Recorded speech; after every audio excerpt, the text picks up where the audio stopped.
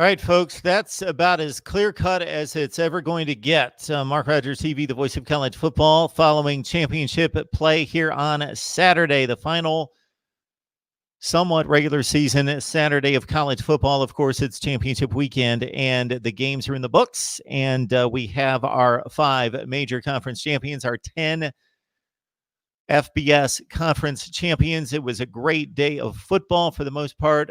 A letdown to a certain extent at the SEC championship game in regards to drama there, but we certainly had it in Indianapolis and in Dallas with the Big 12 and the Big 10 and some other championship play around the American Conference and the MAC and the Sun Belt, as well as the Mountain West with Boise State making its bid for the New Year's Six. Again, it's Mark Rogers TV, the voice of college football. If you love the game that we love, or maybe you're just a general sports fan who watches all the sports and watches whatever sports are in the spotlight, so now it's college football time, your time is going to be with us. Lock it in here for the best discussion, debate, and analysis here at Mark Rogers TV, the voice of college football. We've got 26 on the line. Following Ohio State's win over Wisconsin, it was not easy, but it was dominant in the second half, 34-21. Would love to take your calls at 860-325-3687. We'll get the number on the screen in just a second. Of course, we're going to be talking about who should make the playoff, which seems to be pretty clear cut, even though I hate the system, debunk the system, and call the system out as a farce. It is very clear cut based on the criteria that the committee has given us through the years, which changes from time to time, but the committee has given us criteria, and it's very clear to see the teams that should be selected and will be selected on Sunday. All right, we've got a call coming in. Here we go. As I take this call, I would like to remind everyone that Christmas is coming. My kids have given me their lists. Take your list to Amazon. Use the link in the description section of any of the videos. Do your Amazon shopping there. You not only get your Christmas shopping done, you help us build the channel. Mark Rogers TV, the voice of college football. Who's on the line? It's someone who just recently used your Amazon link to buy some Christmas gifts. How you doing, Mark? Amazing. I appreciate you thinking of me, Reasonable Gump. Thank you so much. I appreciate that contribution. I'm sure you've got a lot on your mind. Actually, not too much. I was just going to hit one or two things with you real quick here. Sure. You said the playoffs, so I guess I'll call and be the first person to talk to you about that. I think it is pretty clear cut. I mean, Oklahoma's going to get the 4th spot, and you should be happy with that, right? Because you want all the conference champions to be the ones representing. I do. So this should be a good playoff for you. Yes and no. As you know, I like to debunk the system. I don't like the system. I think it's a farce. It's still an invitational. So I like to see chaos. And this is about as clear cut as it can get. I would argue that there was some chaos in the last 2 weeks. I mean, well, there was chaos leading up to it, but the result is that we don't have chaos or controversy. We know who's going to make the playoffs, and it makes sense. Huh. Don't you think? And you're not happy about that? I'm not happy about that part of it. I do think that the 3 best teams in the country are playing in the playoff. So I am happy about that because I think we're finally going to get, and I might be proven wrong here, might finally get to see some football that's worthy of a college football playoff, which we typically don't get.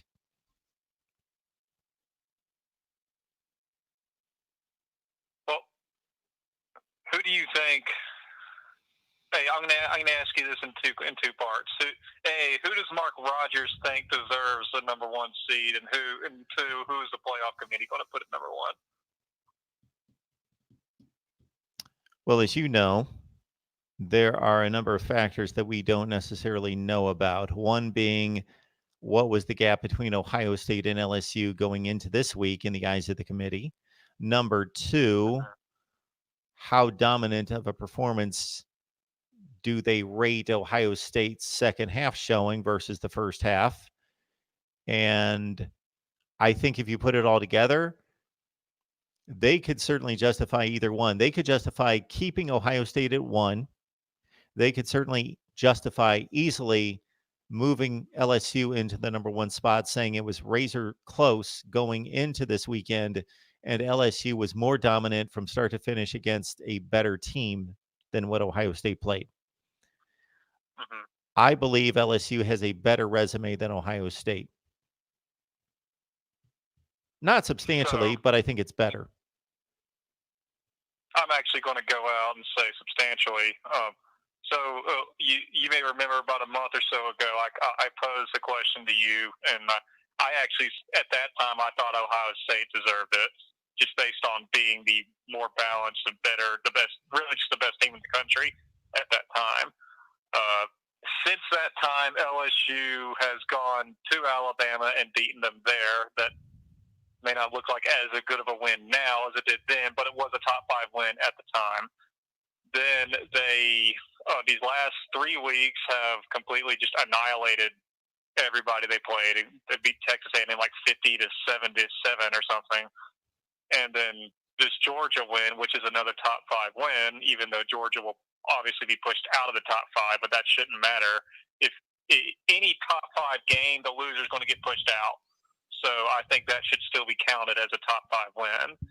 And they just absolutely annihilated them. I mean, I know the score was not running away from Georgia until kind of the end, but I mean, just the entire game, there wasn't really much doubt, really, that LSU was going to win. The only question was by how much. And I just think, even though I do still think Ohio State does look better on paper, and they do have a better defense overall, but over the course of the season, I just think at this point, LSU's resume really can't be denied. I mean, Alabama, Georgia, that's 2 top 5 wins for you. I don't think Ohio State beat anybody who was a top 5 team at the time. You can correct me on that if I'm wrong. And then also you have teams like Florida and Auburn, both are at the 9 and a 10-win team, respectively, right there. If you want to toss out the Texas win, fine. I still think it's a medium to good win because they had to go to Texas to do it. And then the Texas A&M game, the same kind of caliber. It's about a medium win. Okay. So I just think even though I think Ohio State looks better, I just think LSU at this point, I think the resume will override better stats. To give you a definitive answer, I would have to sit down with both schedules and line them up. But off the top of my head, I had rated LSU going into this weekend as the number 1 team with the number 1 resume, and I don't think anything was done this weekend to change that. The issue I have with using the rankings too much in determining schedule strength is that, for example, who says that Alabama is better than Wisconsin? Wisconsin went 10-2 in the regular season, just like Alabama. So why is Wisconsin not a top 5 win? Just because we determined that they're not. Right. That's what was determined, not by the record, but it was determined by me, you, or whomever ranks the teams. Whoever ranks the teams in whatever poll you want to look at determined that Alabama is a top 5 win and Wisconsin is not. The record didn't determine that. They both have the same record, as does Penn State. The problem I have here is that it almost goes back and forth, because on one hand you say we shouldn't make any assumptions like that. That the record should really tell you. I mean, which is better. Or if they have the same record, then you shouldn't be able to know who's better. But then when you do your top 25, videos, you do admit that you use some assumptions. Yeah, so you have which to. Way is it? Because you kind of go back and forth. Absolutely. Really sure where you stand here. Well, you can't stand in any one place because they don't play each other. There aren't enough teams that play each other to make that kind of comparison between LSU and Ohio State to where you can firmly look at the metrics of the wins and the losses. It was like, had Baylor won, I was asked, should Baylor be in the playoff? I said, well, if we're selecting the 4 best teams, no, but I believe that they've earned the right to go to the playoff based on 1 loss and based on winning the Big 12. But if you gave me the decision whether I wanted to take Alabama with my mortgage on the line versus Baylor, absolutely. I wouldn't have to think 3 seconds about it. Alabama is beating Baylor on a neutral field by at least 10 points, even with a backup quarterback. I'm glad. I'm glad you feel confident about that. I do. So Anyway, I guess what I'm saying is I'm distinguishing the difference between what I think and what the results tell me. And you're right. There is a fallacy in using the rankings, but obviously the rankings are somewhat tied to the wins and losses. But I'm just trying to make the distinction that when you start to say so and so has this many ranked wins and this other team has one or two less ranked wins, and then when you really do the deep dive, many times it's just the distinction between, oh, so and so has these teams ranked 20th and 24th, and we could very well rank these other teams that this other team has beaten in the top 25 as well. We just don't do it. Indiana's 8-4 and not in the top 25. Is Indiana better win than Texas A&M or Tennessee? Well, based on their record, they are. I would guess that in all the arguments that are being waged across the country about LSU and Ohio State, and nobody mentions Indiana as a quality win for Ohio State, but they are 8-4. That must be one of those 5 ranked wins Joel Klatt keeps trying to beat his chest about with Ohio State. I don't believe so. I think that's Wisconsin twice. That's Michigan. That's Penn State. That's Cincinnati. Those are the 5. So it's not even Indiana. You could go to 6. Yeah. If for whomever would so choose, rank Indiana. About so Indiana an 8-win team. No one's counting that, or why they're not ranked high, or why to be honest, why wasn't Baylor ranked high until the last couple of weeks of the season? I think another reason people go with is, or not people, the people who make the polls or the playoff committee. I think they also look at talent depth on each team.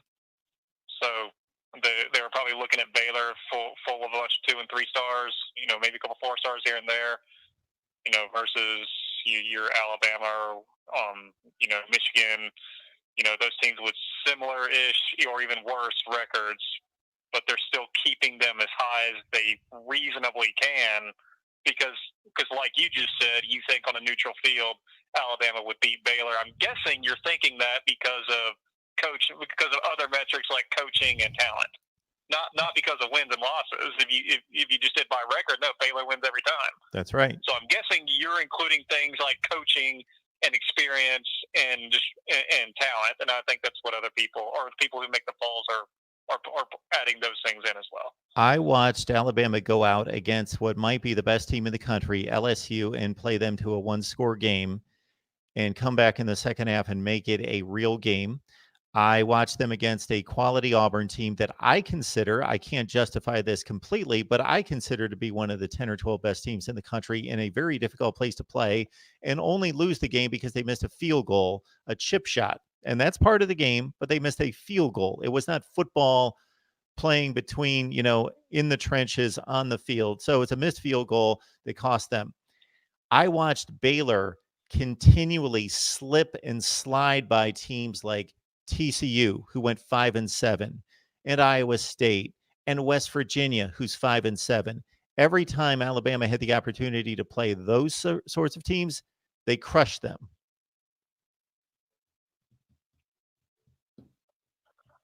Well, and I just know Alabama has more talent on the roster. I really hope that question does not get answered. I don't want to play Baylor in a bowl game.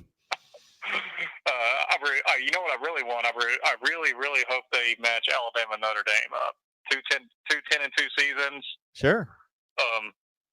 Go Capital One Bowl, Alabama. An Alabama Notre Dame headline should attract all the money in the world. I mean, I can't think of any reason why they wouldn't do that. Well, that Capital One Citrus Bowl game's a Big Ten game. Big Ten SEC. Is I don't think Notre Dame can slip into that. Big Ten? Okay. Well, hopefully they'll find some way to do it. But anyway, it was a pretty good day for me. I actually wanted Oklahoma to get in just because I like to see Jalen Hurts do well. I'm also having a somewhat more positive outlook on last week because watching how Oklahoma and Baylor both played, I'm reasonably certain right now that if we had beaten Auburn, that they would have just slid Alabama in the 4th spot, and we would have gone on to get embarrassed by whoever is going to be in the number 1 spot. And I'm glad I don't have to see that now.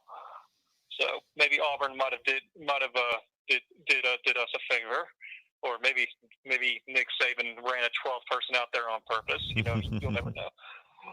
But anyway, man, I'll let you get going. You got a bunch of people wanting to talk to you. All right. Have a good night. Thanks, Reasonable Gump. I appreciate it. Is Ohio State number 1 or is LSU number 1? My top 25 is going to be released tomorrow. And of course, the top 25 that matters from the College Football Playoff Selection Committee will come out tomorrow at noon, in which we will find out, with the lack of a drum roll, who the top 4 teams are. Because unlike 2014, 15, 16, 17, and 18, we know it's going to be Oklahoma 4, Clemson 3, LSU and Ohio State 2 or 1. There is no other way to slice this thing. Unfortunately, there's no other way to slice this thing. So we had a number of scenarios that involved the Pac-12 and the Big 12 coming into the weekend. We had a possible Baylor win with a third-string quarterback. We had Utah as a favorite against Oregon by 6 points, even though, hey, if you listen to me, I said Oregon's going to win it outright. And we, of course, had Ohio State on the ropes in the second half, down 14 in the third quarter. But they were dominant 27-0 in the second half. Clemson was never in doubt. 7-7 at one point in that game against Virginia. The ACC, I don't know what they think at the league office regarding their league and what could be possibly done. But they just played a championship game in which the final score was 62-17. Does this happen in any other conference? No. The only thing that we've seen come close to this is in the Pac-12. The Pac-12 started playing its championship game in 2011, and we had a dominant Oregon team pummel Arizona 51-13 one year, in which those teams weren't close, even though Arizona beat Oregon in the regular season when the Ducks were ranked at number 2. And we had a UCLA team show up because of probation to other teams in its division as an unworthy division champion, but still made it a close championship game one of the times against Stanford, 27-24. And I believe UCLA was blown out by Oregon in another one of the championship games. And Colorado was a team that, again, was not worthy of a division championship and was rolled by Washington in 2016. So there was a time that we've seen in the Pac-12 in which we've seen a similar issue, but more so with undeserving. And when I say undeserving, it's not that they didn't earn their way into the conference championship game. It's that they just, you could see it coming, didn't have the talent, didn't have the team to show up against a decent team and win a conference championship.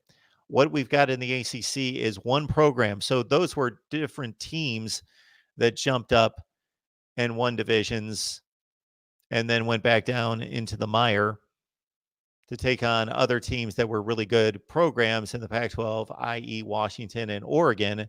But in the ACC, we have one juggernaut, and we will soon find out if they are still the king of college football. We don't know.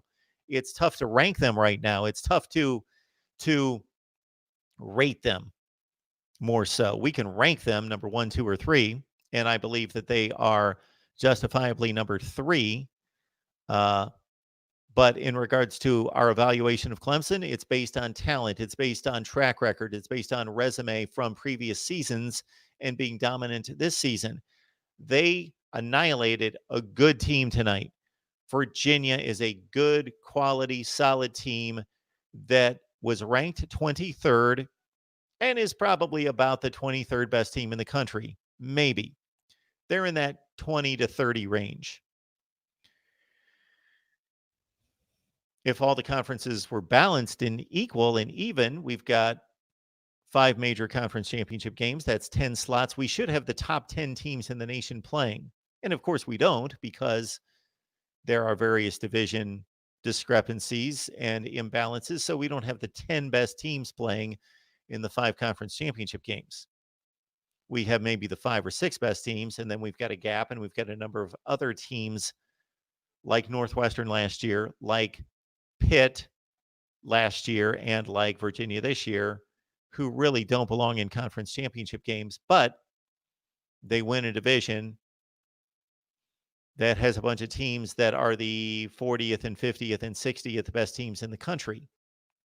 And the result is they're going up against the team that was the best in the country last year and may well be the best in the country this year, and they lose by 45 points. And so the ACC has delivered now 3 consecutive major blowouts in its championship game. 62-17, 42-10, 38-3. Those are the scores of the last 3 ACC championship games.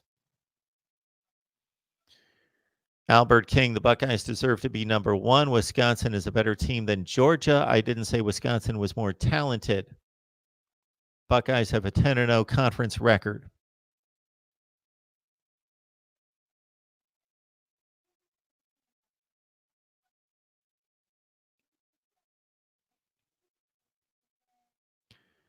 Good to see everyone online with us. We've got 148 online. If you're new to the college football online world, or at least to Mark Ryder TV, the voice of college football, we welcome you in. And also remind you that we've got videos all over the place, and we'll certainly set you up for bowl season like no one else. As our first caller, Reasonable Gump, mentioned, he was shopping for Christmas on Amazon using our link. So please do the same. You help us build the channel by using the Amazon link in the description section of any of the videos.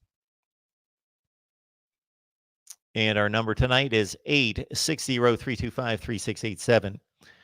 I watched the Big 12 championship game and checked in on the other conference championship games during the noon hour. Then I went to the SEC championship game, and I was locked in, ready to watch a classic. I didn't get it. LSU's as good as we thought. I thought we were going to get a good game. I took Georgia plus the 7 points. Just because I was trying to honor my preseason prediction of Georgia winning the SEC, I actually went against my better judgment and took Georgia to win the game outright. And despite that game, which, again, I was just trying to be loyal to my preseason prediction, hopefully, you checked in like somebody who joined us on Patreon today. My predictions, I will have my playoff and bowl predictions available exclusively at our Voice of College Football community. And for the 10 conference championship games, I did not pick Conference USA nor the... Is that the only one? Conference USA and the MAC. So I did select the other 8 conference championship games, and I went 6-2 straight up. I believe I went 6-2 against the spread. I might have went 5-3 against the spread. I'll have to check that out. You can check it out on Patreon. The reason we like for you to join our community on Patreon is that we offer an exclusive live stream each and every week that is per your request. So all you need to do is let me know, hey, Mark, let's do a live stream, and I'd like to jump on with you to talk college football. And we will plan it and schedule it.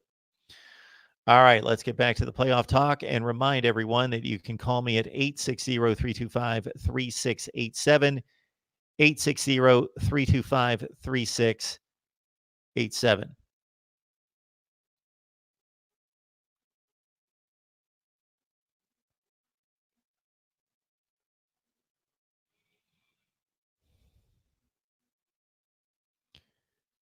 And it's probably not good for my viewership, but we've got no controversy this year. We have none. We had it in 2014 and 15 and 16 and 17 and 18. We have none. I will have no argument to make against the selection committee. I still have an argument and a gripe with the system, but it worked out this year. Give me any other year, not just in the college football playoff era, but in the BCS era, and I will give you a resume of at least one team that not necessarily deserved it over a team that was selected, but deserved it just as much. Had just as much right to make the BCS championship game or the playoff than a team that was selected. And when I say selected, I mean selected. It's an invitational.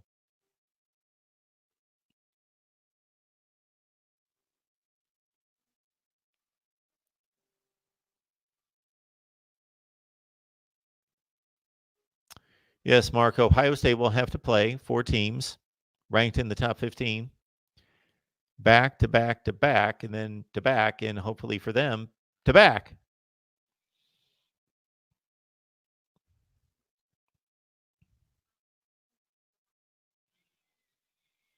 If they put us, I believe that's the Buckeyes at number 2. Let's get after Clemson healthy and full squad out of the gate. There you go.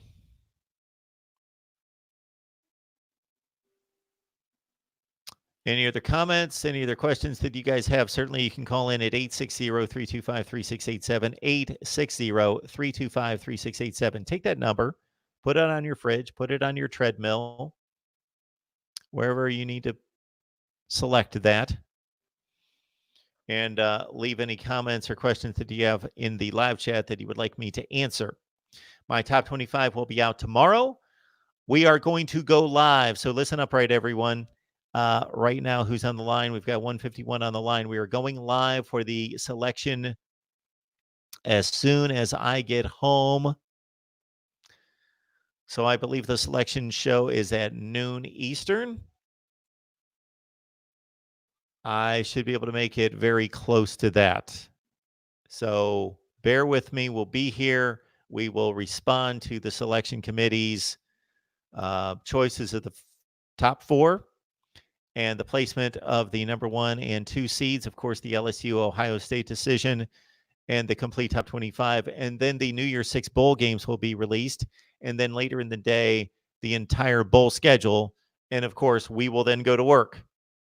If you know what we do here on a daily basis, you know that I will then get to the grindstone to analyze all 40 or 41 bowl games plus the playoff games. If you have any particular angles, any requests concerning the playoffs or the bowl games, certainly let me know, and I will dive into those. But what you can count on me is I will get to as many of the bowl games and the playoff games. Of course, the playoff games are going to be the priority, and the New Year's 6 bowl games and the bowl games involving the Power 5 and the big heavy hitters. That's going to be the priority. I'm going to get to as many bowl games as possible.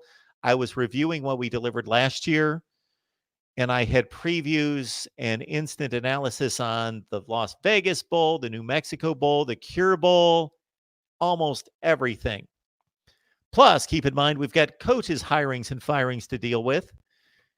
And on top of that, with the early signing period for the second straight year, last year, we did about 10 straight days of recruiting analysis.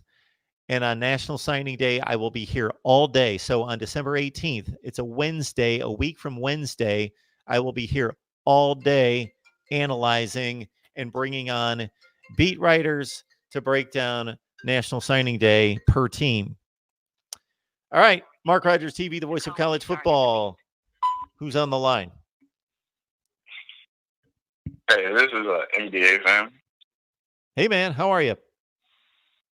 Good, how are you? I'm good. What's up? Okay, so I just have a question. Do you think that it's like right for OSU fans to have a concern about the timing in which OSU makes adjustments to the things that the opposing team does. Like, it seems like they start making adjustments at like halftime, but I don't know that if like Clemson sees something that they can exploit and they have like a whole half to exploit it before it's corrected, if we'll even have the chance to like make the game competitive after they've had the time exploiting what they saw as a weakness. Yeah, it's a reasonable point. And so you're basing this on the last 2 weeks. Ohio State didn't blow out Michigan in the first half. They only led 14-13 early and then 28-16 at the half, and obviously poured it on. Same thing tonight. Not necessarily against Penn State, though. They came out early, and in all their other games, they came out on fire from the first drive on. The thing that I will say about what happened tonight is that didn't surprise me, in that when you think about this, it's difficult for teams to get up every game, every week. And this team has been extremely consistent, has been arguably the most consistent team in the country. And they had to get up for a good Penn State team. And then it's difficult to get up a second consecutive week. But for them to get up for Michigan is obvious that that's going to happen, and especially on the road. And so they got up for that game, and they played a great game for the most part after giving up big plays in the first half. So this is a third consecutive week that they had to get up for a big opponent, and that's difficult to do.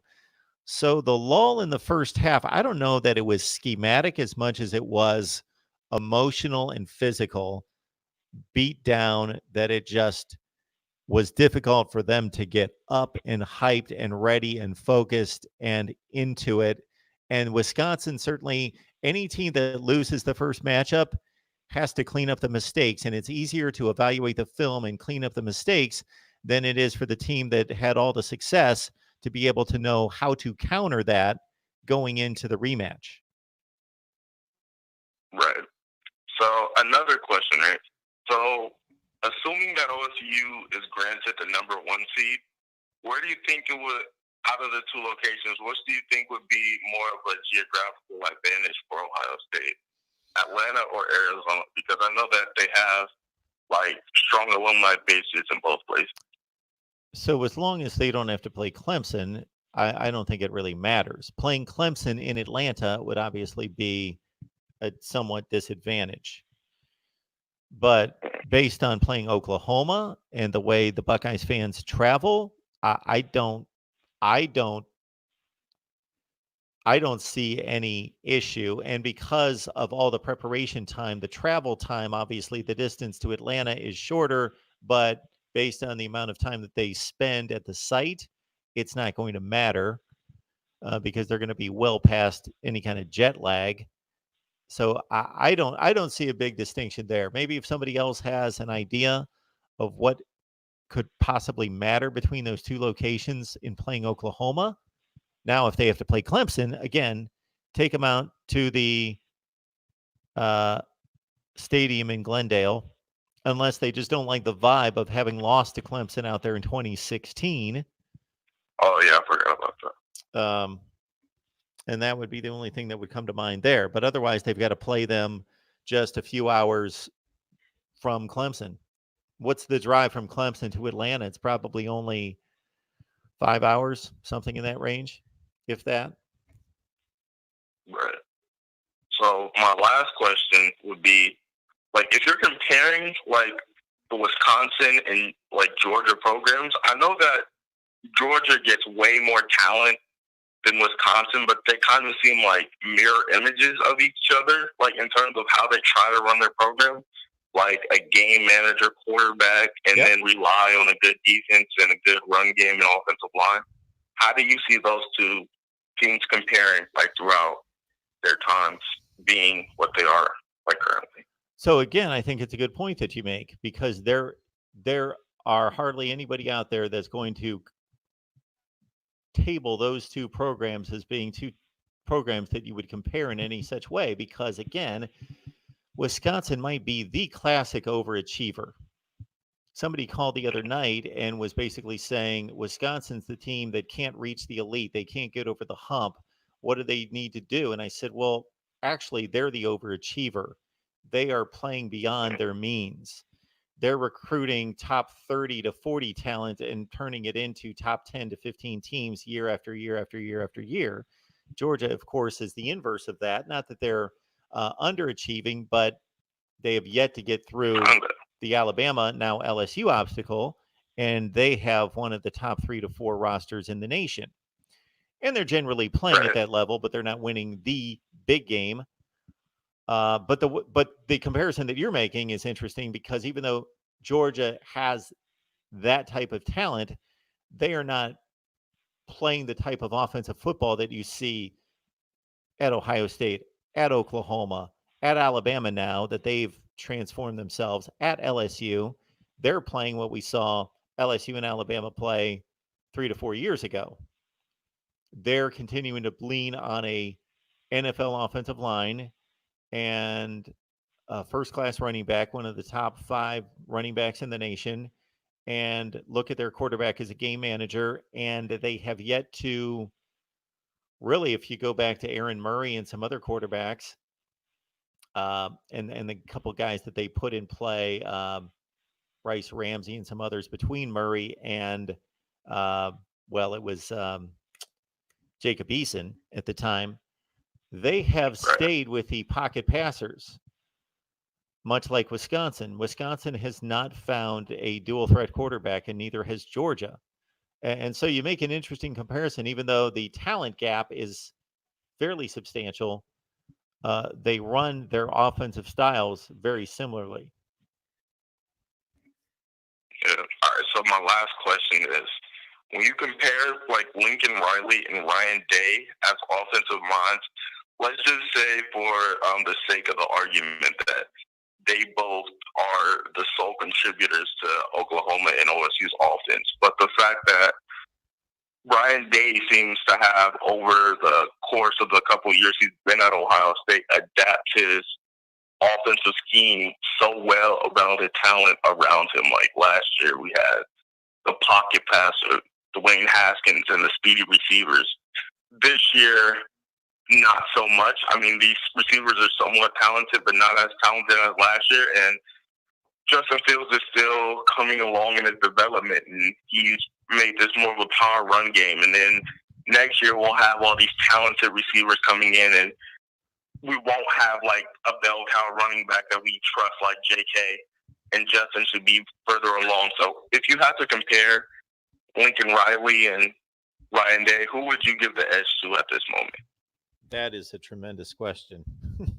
That is a tremendous question because when Ryan Day replaced Urban Meyer, it was easy to make that comparison between what Oklahoma did with Lincoln Riley and replacing a legend and what Ohio State had hoped to do with Ryan Day, and it certainly has worked out. I thought you were going to have me compare the offensive personnel. But in regards to how they call a game, I was just going to say, in regards to how they call a game, I don't see a huge difference. It seems as though because of Ohio State's backup quarterback situation being what it is, that they have tried to protect Justin Fields a little bit more than Jalen Hurts has gone through about a 4-game stretch in which he has carried the ball between 20 and 25 times a game. And J.K. Dobbins is a better back than anything Oklahoma has. And Justin Fields has a higher ceiling as a passer than Jalen Hurts has. He just is a more talented thrower of the football than Jalen Hurts. So that's a personnel comparison. But in regards to how they call a game, I don't see any noticeable difference. The styles of play out there, it's a copycat sport. They call the NFL a copycat league. It's a copycat sport. Everybody's basically running the same offense, aside from, a couple of handfuls of teams. They've all gone to the same, and it would take an offensive innovator or coach to sit there and scout the teams and tell you the various nuances that are different. But I wouldn't be able to do that in scouting Ryan Day and how he's approaching offensive football in Lincoln Riley. It seems very similar, All right. and Well, the personnel I'm is gonna pretty get up. similar too. Yeah. All right. So I'm gonna get off the line and let you talk to the rest of the viewers. Great. All right, I'll contact you. We appreciate the All call. right. Are you going to be on like taking calls tomorrow? Yeah, we will take calls tomorrow. So I'm going to jump in the chair as soon as I possibly can. It should be right around noon Eastern time, right when the selections are made. Yep, I will be right here. All right. Have a good night. Yeah, you have a good night. Thanks for the call. Yeah, that was an interesting and easy correlation to make as soon as Ryan Day was given the job at Ohio State to look at Lincoln Riley and what the succession approach of the young and up and coming offensive guru in place of the legend. We have a number of folks chiming in with their top 4 bids, and it's pretty straight down the line that people are just making the distinction between LSU and Ohio State at 1, although the gentleman we've got on the line right now likes Clemson at 1, which I can't necessarily agree with that just because of the competition they've played. It's not their fault, but they have not played the competition that the other two have. Therefore, their dominance can't be taken. They just can't earn that number 1 spot. Clemson should be number 3.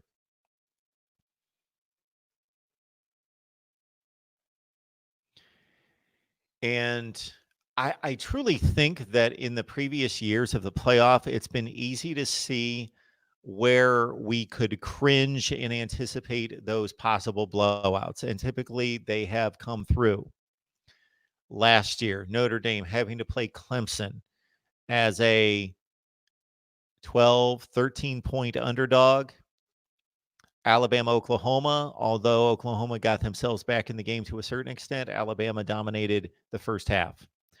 In 2017, we had a really good game between Oklahoma and Georgia.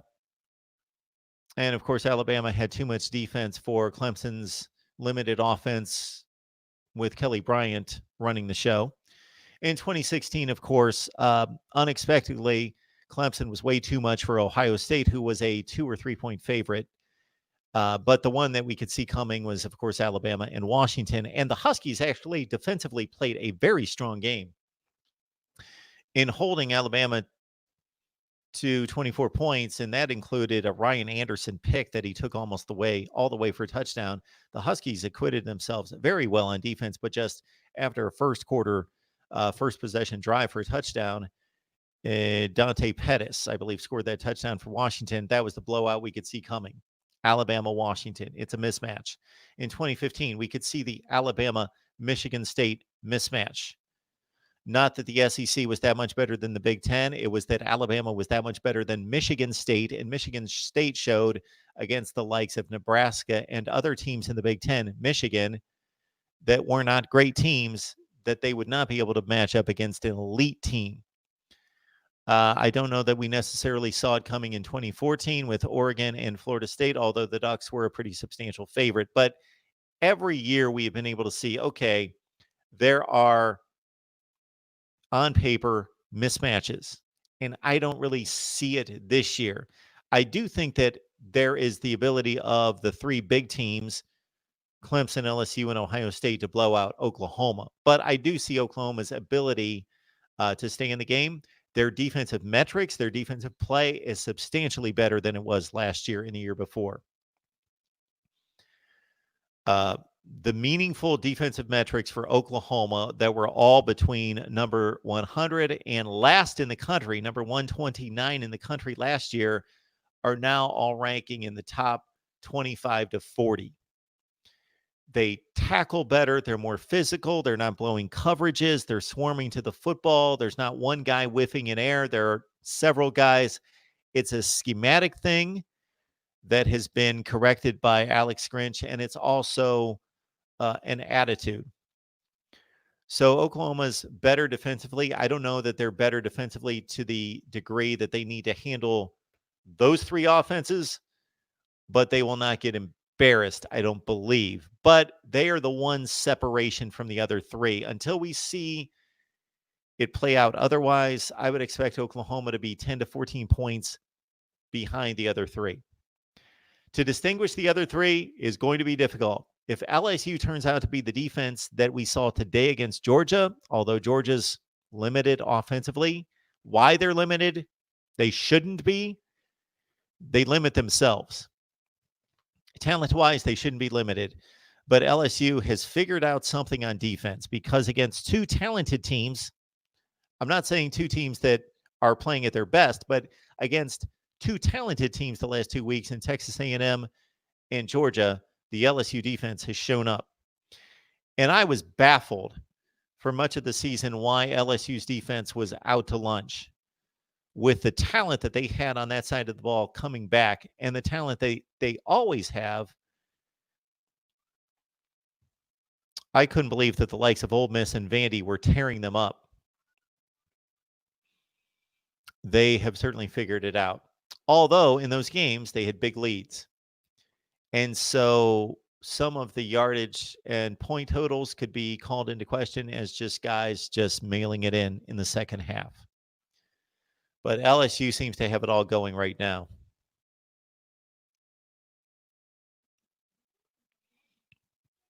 Luke is pointing out that Ohio State also defeated two Group of Five conference champions and a second-place Cincinnati team.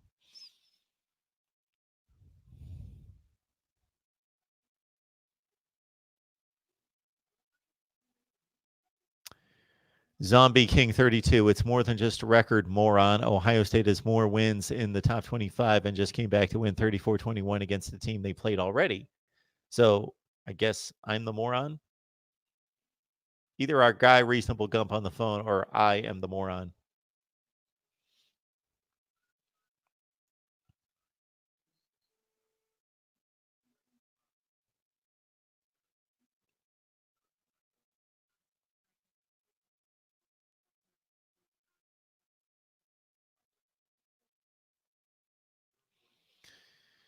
Robert, disagree with both of you. Schedule too much. You guys put too much weight on SEC football beating Alabama at overhyped SEC.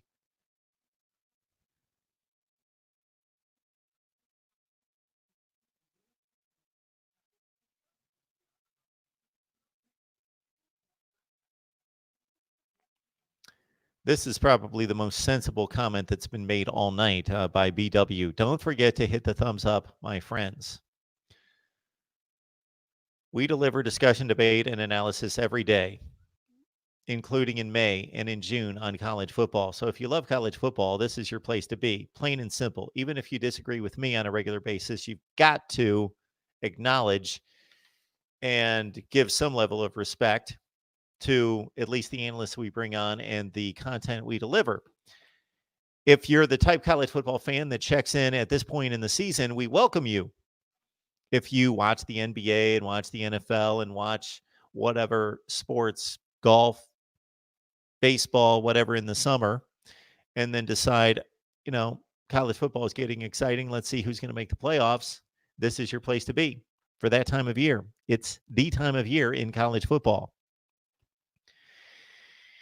I hate it. It sucks that the regular season's over and we're not going to see the amount of games that we're used to seeing every Saturday, but this is what we play the games for, to decide who's the best. And then to see a lot of other really good deserving teams play in bowl games, and maybe some not so deserving teams play in bowl games.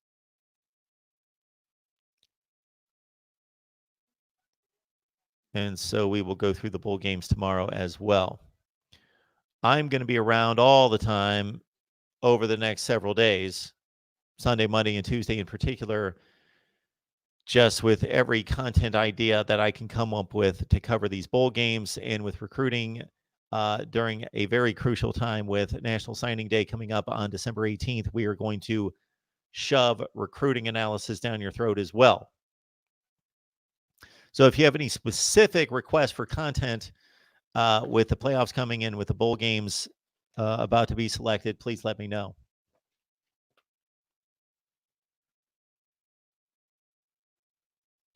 Jake Fromm did not look good today.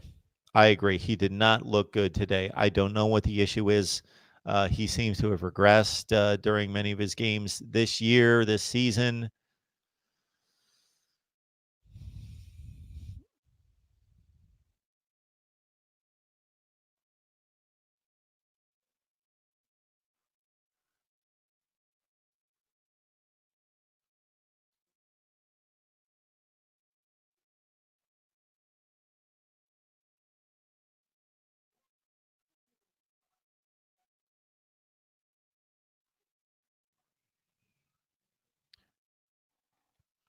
Buckeye fan Cheryl brings up a interesting point and a solid point in that Hafley's a better defensive coordinator than Grinch. We also had Schiano in the mix at Ohio State last year. That has to be taken into account as well. They mentioned during the broadcast tonight that Ohio State would be a 1.5 point underdog against Clemson, and Clemson would be a 4.5 point favorite against LSU. Those would be the odds right now. Did not see anything on Oklahoma. I would expect Oklahoma to be maybe something close to an 8 to 10 point underdog against Clemson and something in the range of 7 points against Ohio State and LSU.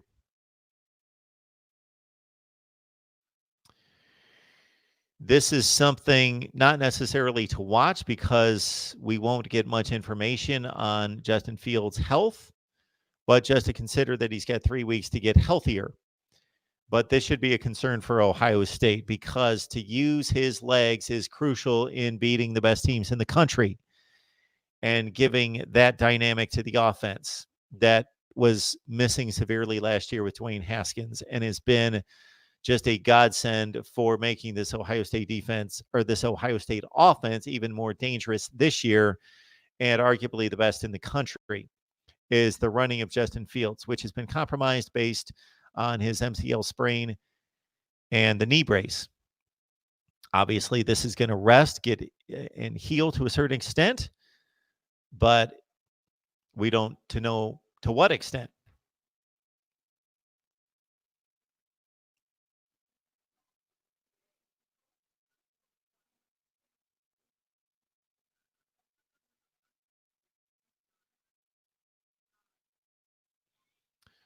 NCIS Fanatic 21 remembers the Bluebonnet Bowl. I remember there being a West Virginia TCU Bluebonnet Bowl in 1984. We had Florida Arkansas. We had some good matchups. Michigan UCLA in 81. Yeah, we had some good Bluebonnet Bowls back in the day. Played at the Astrodome.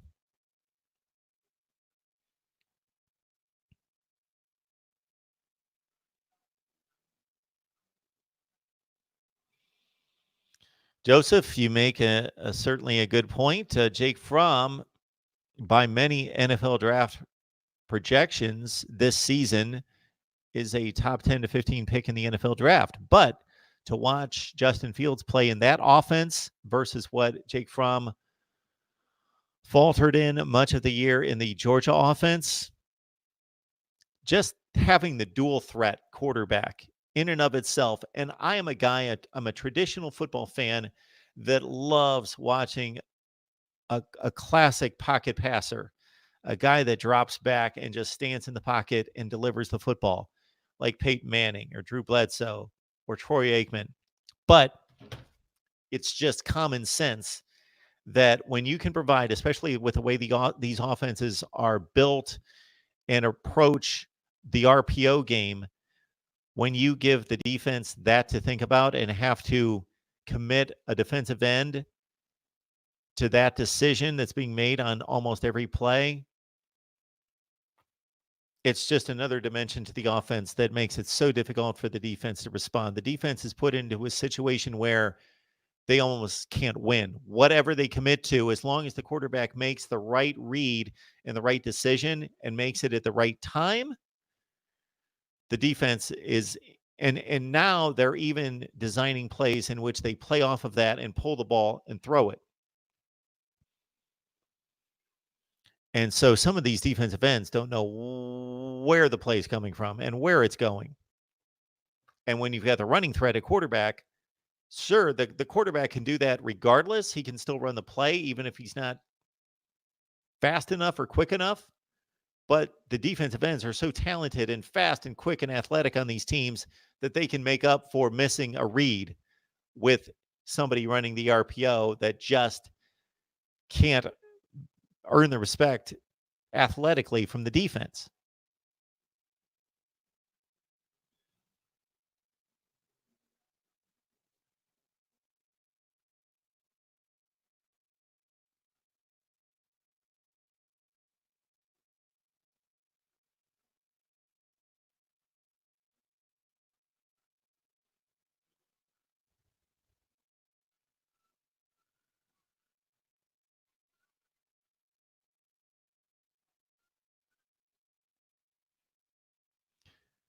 I got to say, Joseph, I give Baylor a lot of credit for their performance today with the third string quarterback. Charlie Brewer was not moving the offense, but he has been the guy to lead this program for the last 3 years. They go down 10-0 and certainly consider that they gave up the last 28 points to Oklahoma. So they had given up 38 consecutive points to Oklahoma. And we're playing a team that was accustomed to playing in big games and Big 12 championship games. And they got down 10-0 again after blowing a 25-point lead the first time around. And they came back and they came back and they came back and they came back each and every time with a third string quarterback. Matt Rule has done an amazing job at Baylor. Amazing. 1-11, 7-6, 11-2 with 2 narrow losses, a 3-point loss and an overtime loss to the best team in the conference, a team that is going to the college football playoff and has now for the past 3 years.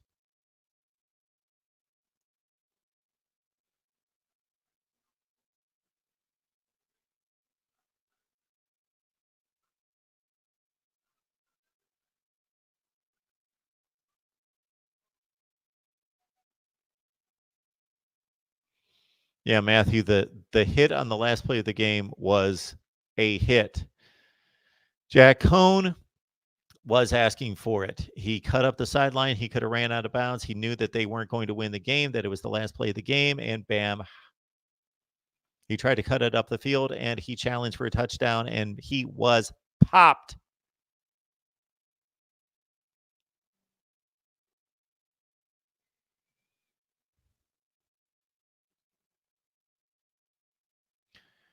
That is a recruiting question that I've read into that at times, but I don't remember the answer. I'm not a recruiting guy. We will supply you with tons of recruiting coverage.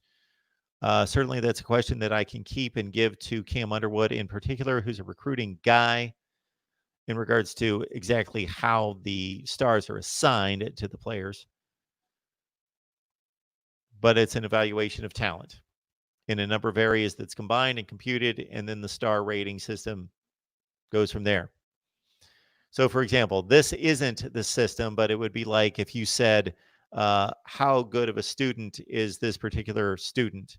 Well, they got a 92 in math, an 87 in history, a 91 in biology, et cetera, et cetera. And then there was some kind of combination which equaled, okay, if the aggregate scores a 90 or more, they're a 5-star. If it's 82 or more, they're a 4-star, et cetera, et cetera. And then they get classified that way. And then it's different per position.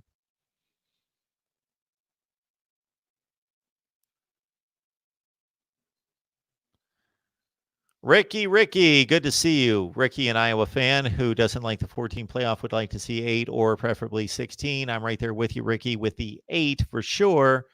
But this particular season is not going to be the one to point to as the example at which to say this system does not work.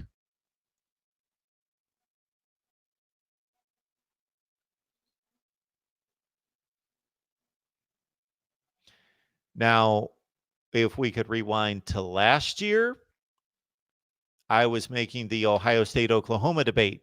If we could go back to 2017 during this week, for those of you who were not around for the Voice of College Football at that point, I was ranting and raving for a week straight, basically turning tables over and going crazy with the Alabama-Ohio State comparison. In the year before, what was it? It was Penn State and Ohio State. what's amusing is that this is now the 6th year of the playoff. This is going to be the first year that Ohio State is clearly a playoff team. There's no question. They are either number 1 or number 2. They're undefeated. They're the conference champion. They are in the playoff. Ohio State has been the one team that has sat on that line. What's wrong with my camera? There we go. Has sat on that line between 4 and 5 every year. Every year there's been controversy, and that controversy is centered around Ohio State. They have been good enough to play themselves into consideration in different ways, whether they've won the Big Ten or not won the Big Ten, whether they've won the big non-conference games, i.e. Oklahoma, or lost the big non-conference games, i.e. Oklahoma, whether they've been the team that has been clearly one of the top 4 teams in regards to talent, but lost a crucial conference game to a Michigan State who went on to the Big Ten championship game, or they won the Big Ten championship game, but they had the awful loss to an Iowa or Purdue. Every year, Ohio State has been on the dividing line. They got the nod in 2014. They got the nod as a non-conference champion in 2016. They didn't get the nod in 2015 or 17 or 18. It's just intriguing to me that for 5 consecutive years, they were the one program. Alabama and Clemson were the two that, aside from Clemson in 2014, they were not a factor, basically cleared the hurdle every time. And Alabama probably should not have in 2017, based on my analysis. They didn't earn it. But Ohio State was always on that line, and then everybody else below that line almost all the time. This is now in a 6th year, Ohio State finally clears the controversy and gets in without a doubt.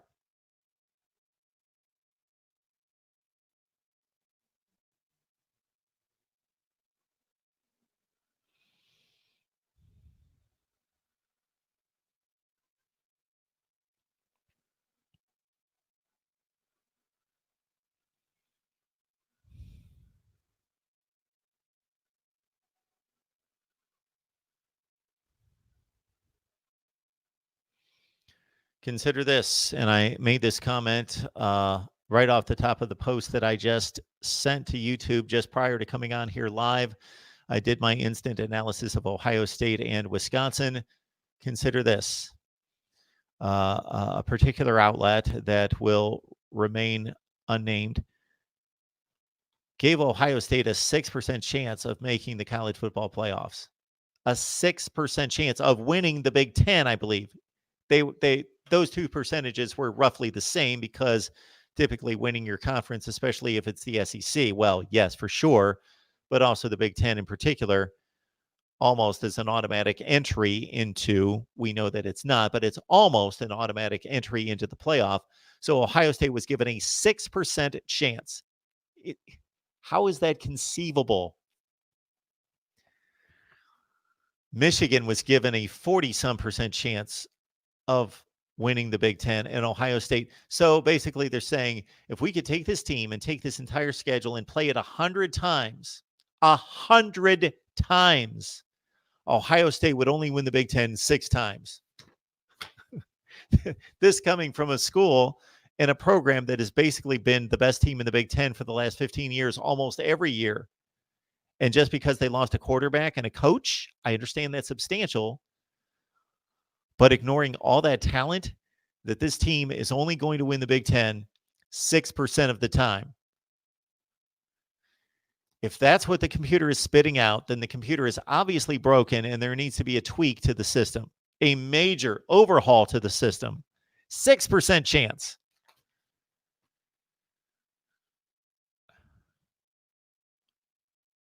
And I, of course, railed on that at the time. By comparison, Tennessee had a similar chance given to them of winning the SEC as Ohio State winning the Big Ten.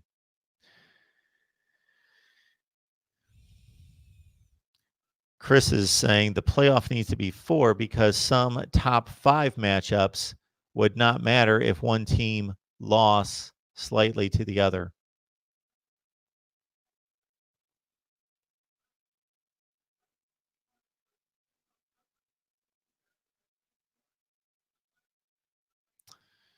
Swampy McGee, Vegas gives you LSU by 8 over Oklahoma. What would you take? This would not be my official prediction, but my lean would be LSU.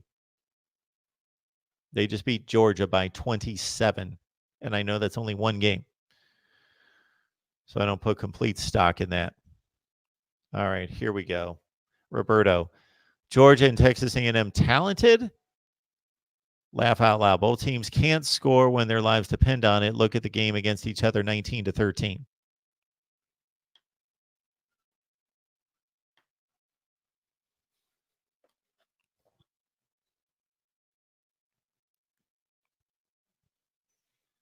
Okay. Clemson scored 21 points against North Carolina. Okay. Clemson scored 21 points against North Carolina. Clemson scored 24 points against that same Texas A&M team. 24 points against that same Texas A&M team. Yes, they are talented teams. Now, when you say talented, there's a scale there. There are tiers, and that's a relative term. I mean that Georgia has top 5 talent, and Texas A&M has top 15 talent. They're talented teams. That doesn't necessarily that they put their games together, offensively especially. They didn't. Ohio State fielded a talented defense last year. They were still 71st in the country in total defense. They had issues, but they were talented. Almost every starter on that 2018 Ohio State defense will play in the NFL. They were ultra talented. They still played like crap almost every game, but they were talented. Georgia and Texas A&M are talented teams. I didn't say they didn't have flaws.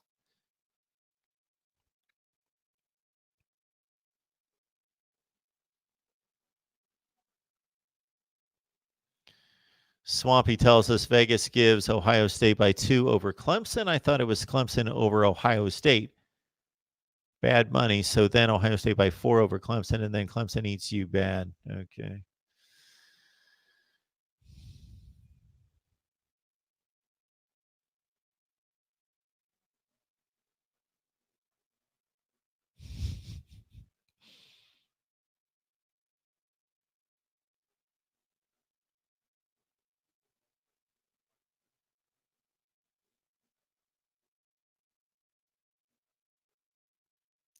All right, what else do we have going on here? Anything else in the chat that I'm missing? Boy, I'm a lot of comments behind. All right, we'll give it one more go here. The call-in number is 860-325-3687. And again, I'm going to go to work on my top 25 that actually makes sense. I'm going to give you instant analysis, I believe, on LSU and Georgia and Oklahoma Baylor. The game was so long ago, I forgot who played the Big 12 championship game. My top 25. I'll be back here live tomorrow. Oh, I thought I had the night off. I thought I could pack it in. All right. Smart Rogers TV, the voice of college football. Start at the beat. Who do we have on the line? Yo, Mark, it's Deeper Rod. Deeper Rod, how are you? Pretty good. Good. Yeah, I just thought I'd give you a ring. Just wanted to hear your thoughts. There wasn't really any controversy, I guess, for us to really debate about. Yeah, it's too bad. In regards to like the 4 spots. Yeah, it's quite unfortunate, isn't it? I mean, I think there's 3 important takeaways I just wanted to share with you after championship weekend, and I just wanted to hear what your thoughts are on them, and then that's all I have to say. The first thing is I guess let's start off with what do you think about Ohio State versus LSU? I know that you probably already discussed this several times. My view on it is that Ohio State should stay number 1 because it is harder to beat a team 2 times in a year, and especially considering when you look at Ohio State having played no FCS opponent. And I don't want to just say that because I don't like the SEC or anything like that. I mean, but I do feel the SEC is very overrated. And so while Georgia ended up being rated number 4 today, I don't think they deserve to be anywhere close to number 4. Maybe in 5 to 10 somewhere would have been correct after losing to South Carolina at home. And South Carolina lost to an FCS opponent. But we don't need to use the transitive property. I'm just giving you reasons why Sure. the Ohio State argument I think it's valid. holds. And, I hate to say this, man, but I do feel that, since the CFP era has begun, the committee has viewed the SEC a little bit too strongly. Now, I'm not saying the SEC isn't a good conference, because obviously it's a great conference with a lot of good teams, right? But I just think it's a little bit unfair to other conferences to not, put them in the same league in category in certain years where they perform really well. And not to say that I have no confidence in Ohio State versus Clemson, but I think that Ohio State by merit deserves to be number one. But I can hear the LSU argument as well. So yeah, what are your thoughts on that debacle, I guess? So I would agree that while there are certainly arguments that are brought to my attention that I think are one-sided, and I think people are crazy and illogical, any person could take the facts as we know them to be and could argue LSU or Ohio State, and as long as they had their ducks in a row, I could take either argument. I understand both arguments, and I think both of them are valid. I have judged LSU to have the best resume once we got to a certain point in the season, and I haven't seen anything that has caused me to knock them out of the number one spot with the best resume. And no, that's your ranking, though, right? Yeah, this is my ranking. Okay. Yeah, it's interesting because you're obviously an Ohio State fan, and you're a Ohio Sure, State fan, I take that at out least of what you said. I do my very best to take that out of my analysis. I sat here 3 years ago pounding the table saying that Penn State got jobbed. They should be in the playoff, not Ohio State. So I take But they had 2 losses. my personal bias out of it as best I can. That's impossible to do, let's face it, completely. But I do my best to be analytical and fair. Yeah, but when you say your resume, I don't know if you saw that stat if you were watching the game. I'm sure you were glued to the game. Yep. Because you're an Ohio State fan, obviously. Probably saw those stats, and they were all in favor of Ohio State when they did the direct comparison. Number of college playoff teams were in the top 25. Ohio State has played and beat more. Ohio State has not played any FCS opponents. Ohio State has beaten their opponents by a much larger margin. And I believe they had a better percentage. I don't know what the percentage they were saying. There was one more category. The winning percentage. Showing their opponents have a higher winning percentage. Okay. Yeah. So, it's a little bit unfair, in my opinion, to say that. I do understand that, Georgia has this kind of brand name associated with them, and people tend to, I guess, view that as a very quality win. And the same thing could be said of Alabama as well, maybe even Auburn. And I agree they're good teams, but I wouldn't, especially after when you look at the year in hindsight, right? Only the final result matters, right? How they ended up. I wouldn't place those teams as good as what they historically have been earlier on in previous years, I guess. Not earlier on, I was going to say early on in the decade, but just recently. And, Georgia did lose to South Carolina at home. And I know that may or may not be a big deal for you, but if Ohio State is going to get punished a lot by losing to Purdue on the road, and Georgia loses to South Carolina at home the way they did, I just think that's a little bit too biased. But I can understand the LSU argument. I have nothing against LSU. I think they probably will. They might even play each other in the final, but I just feel like maybe Clemson is being written off too much. But who knows, right? They all have a chance to really play each other. And the second thing I wanted to get at is, what are your thoughts on Oklahoma? What are your thoughts on Oklahoma heading into the college football playoff again, currently 0-3? And all of the analysts on Fox News say they have zero, almost no chance. They're a cakewalk almost in the college football playoff, except for Reggie Bush. But literally, they were all writing off Oklahoma like immediately after they discussed their final thoughts and analysis on the game. Just to finish up the conversation on LSU and Ohio State, again, I try to measure and be reasonable when we start to talk about rankings and be careful, because I use the rankings to a certain extent, whether they be my own or the AP poll or the college football playoff rankings, to sometimes justify certain teams' resumes, because that's part of the process. But it also has to be taken into account that there are teams out there. Is nothing magical about being ranked 25th in the country versus being ranked 26th in the country. So when you put a measurement on a number of ranked wins, for some reason that number 1 is just as good as number 25, and number 25 is just as good as number 1 in that metric, correct? So if your team beat the number 1 team in the country and my team beat the number 25 team in the country, we both have 1 ranked win. So that needs to be taken into consideration, number 1. Number 2, if your team beat the number 26 team in the country and my team beat the number 25 team in the country, your team has 0 top 25 wins and my team has 1 top 25 win. What is the difference between those 2 victories? 0. Nothing substantial, nothing that really can be measured.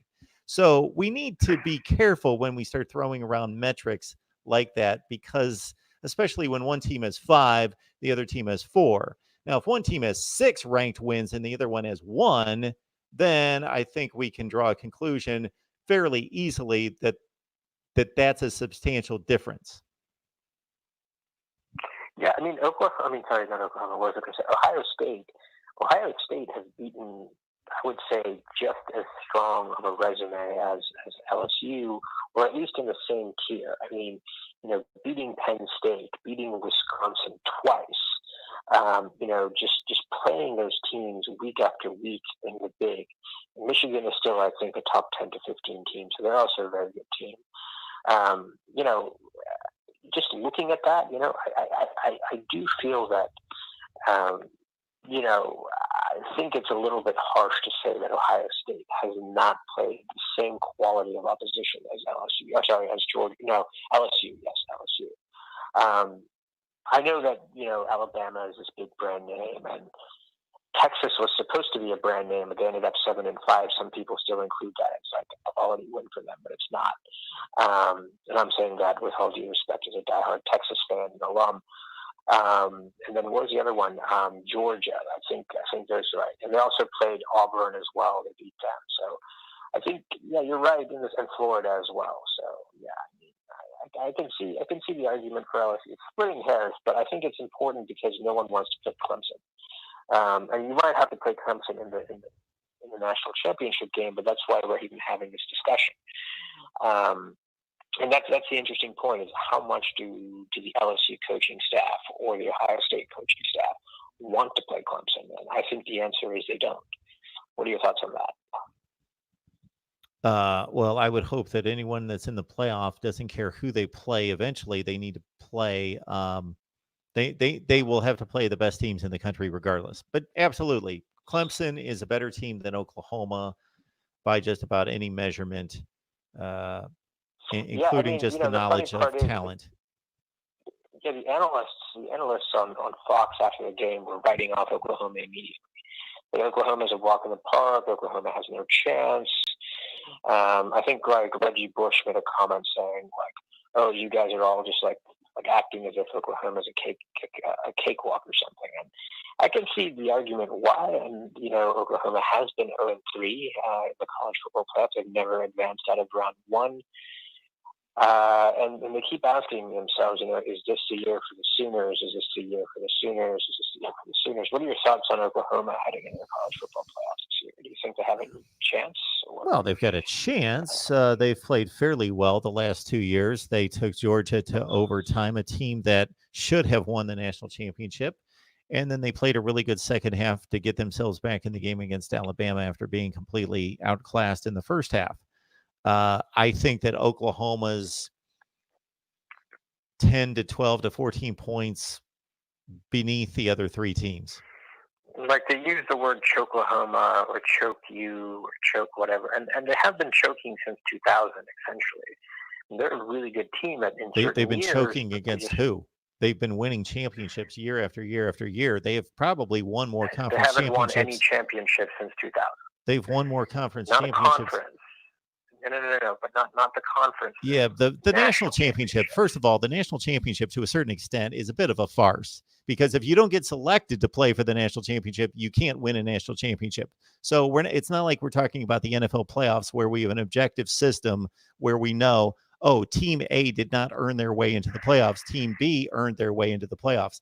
But Oklahoma's had a chance several times. They're 0 for 8. Okay, we're talking about when you bring up 20 years time frames, and there are idiots out there that use the term choke, and those people are typically morons that have never accomplished anything in their lives, so they can call out other people that are actually doing things in life and accomplishing things and call them chokers and call them garbage or put labels on them, because they most likely feel better about themselves for calling other people chokers. It's an idiotic term that makes absolutely no sense, especially spanning 20 years of time with coaches and players that have gone through a turnstile in different administrations, coaching staffs, and players.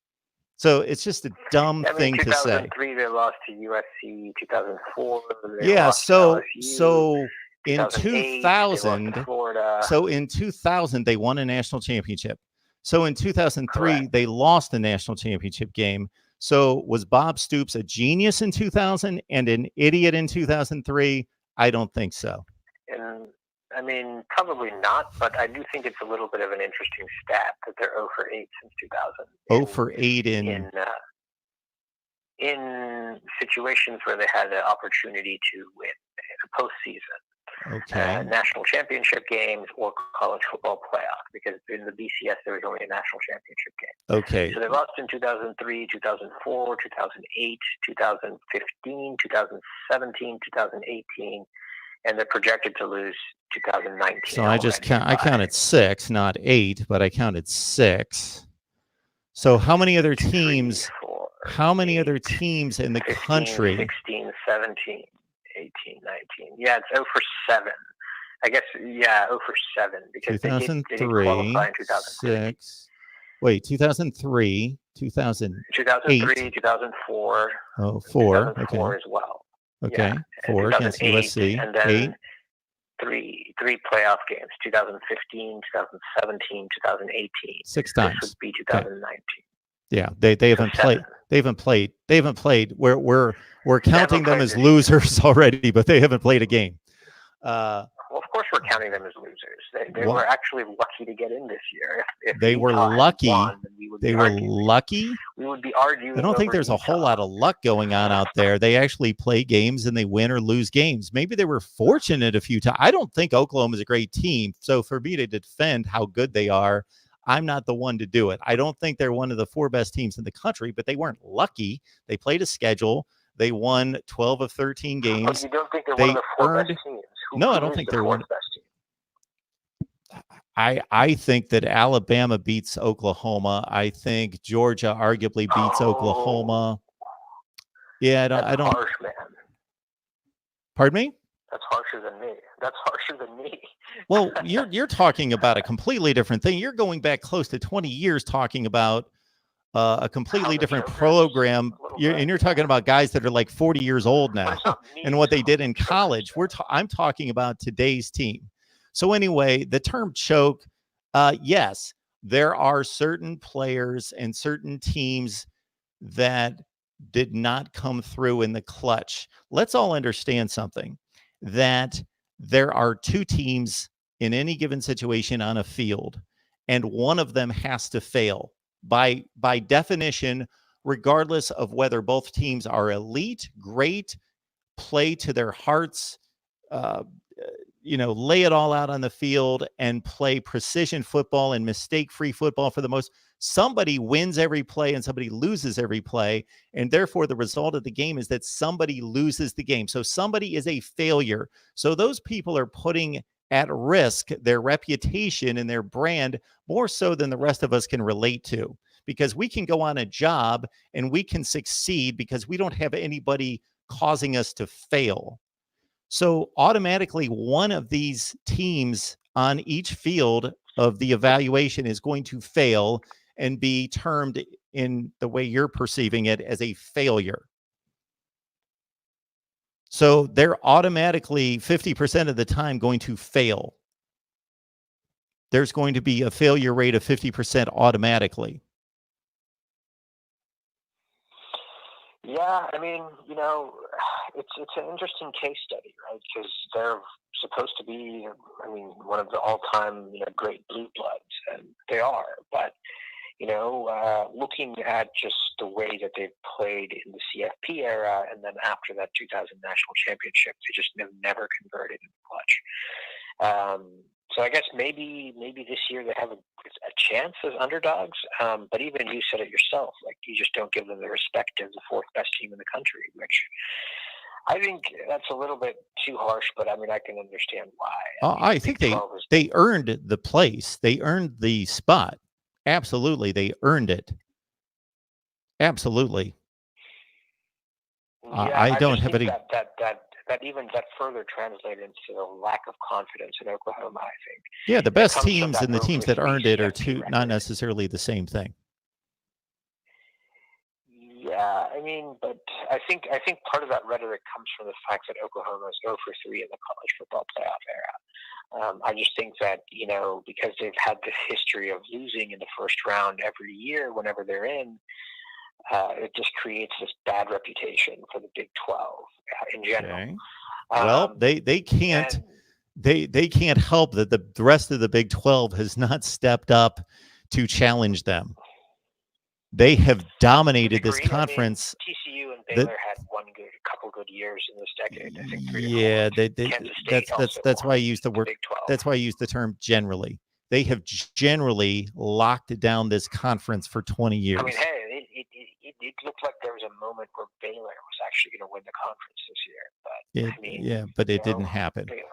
So that's like Ohio State. Ohio State is the flag bearer for the Big Ten and has been forever, ever since the early 2000s.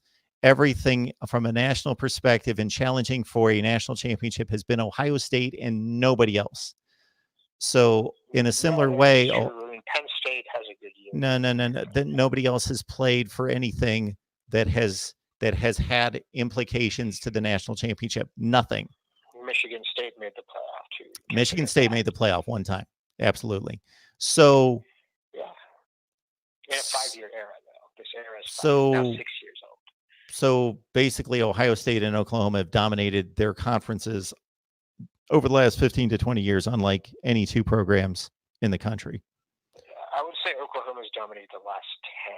You got to keep in mind Texas made the national championship game and won a national championship. Yeah, I've kept track of those. Yeah, and they won the Big 12 3 times as well in that time frame. So yeah, I use the term generally. Oklahoma has generally dominated the Big 12. They have by far the most Big 12 championships since the year 2000. It's not even close. Yeah, that's the unfortunate reality. But hey, just win another national championship and then get the bragging rights back. All right, Deeper Rot. That's probably what the other teams are thinking. But thanks for the call. Yeah, we're at 20 minutes. We've got other people calling in. Okay, I appreciate the call. Thanks, bye.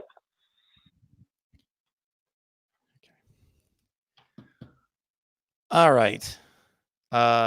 We had a few other people calling in. I apologize that I was not able to get off the line in time to take those calls. So if you would like to call back, otherwise, we will look forward to the college football playoff selections tomorrow in the top 25.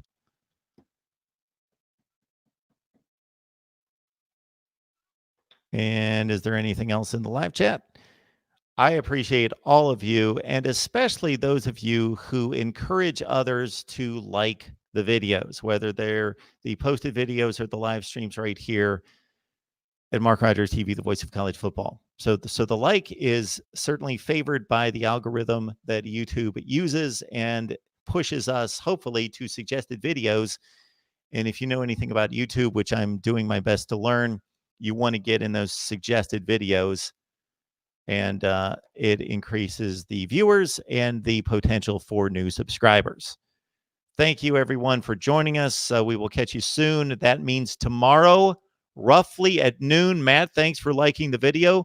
Roughly at noon tomorrow.